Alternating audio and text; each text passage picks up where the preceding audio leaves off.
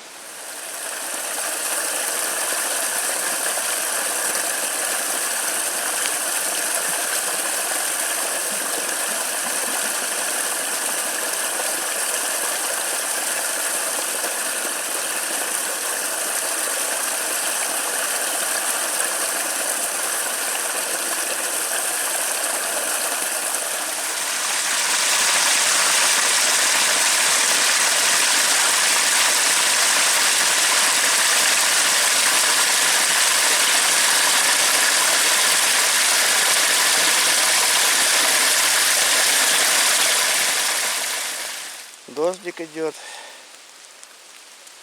И вот он пошел еще больше. Прямо на глазах.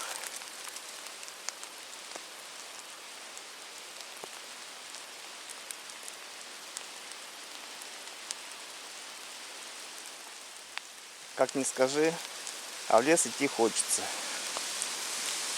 Природа зовет.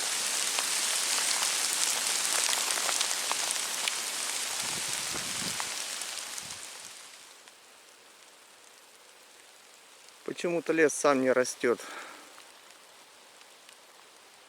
Вот вроде бы должен пройти. Должен весь взойти и расти. Но нет. Березки, рябинки, осинки. Весь сорняк. А сосна, она не выйдет из такой густой, высокой травы.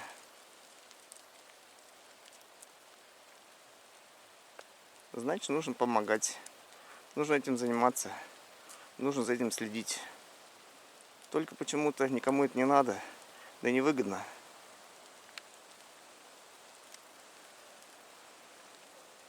А ведь в Советском Союзе за этим смотрели. Были лесники. Кто-то организовывал такой труд.